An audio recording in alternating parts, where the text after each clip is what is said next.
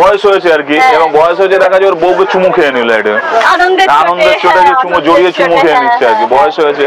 কিন্তু তারপরে এটা দেখা যাচ্ছে যে তার ছেলে, তার বড় ছেলে দাঁড়িয়ে রয়েছে, তো তার সে মানে আনন্দ কুমার মা বলছে কি করছো, ছেলে দাঁড়িয়ে রয়েছে, তো সুন্দর একটা মুহূর্ত তৈরি হচ্ছে। তা বলছে যে আমি যদি তোমাকে চুমু না খেতাম তাহলে ও আসতো কি করে, ও কি বলবে।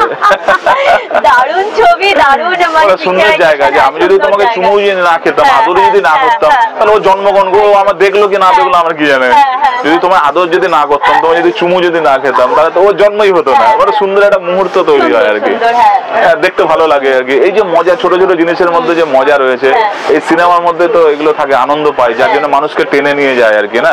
পর্দার যে একটা ম্যাজিক রয়েছে, এই ম্যাজিক গুলো তো সৃষ্টি হয়, ম্যাজিক সৃষ্টি হয়, ইমোশন তৈরি হয়, তাই জন্য তো আমরা হলে দৌড়াই আর কি। সেই ইমোশন গুলো ছোট ছোট ইমোশন কিন্তু এখনো তৈরি করতে হবে, হয়তো এখনো আমরা অনেক উন্নত ভাবছি, কিন্তু এই ছোট ছোট ইমোশন গুলো কিন্তু কাজে লাগাতে হবে।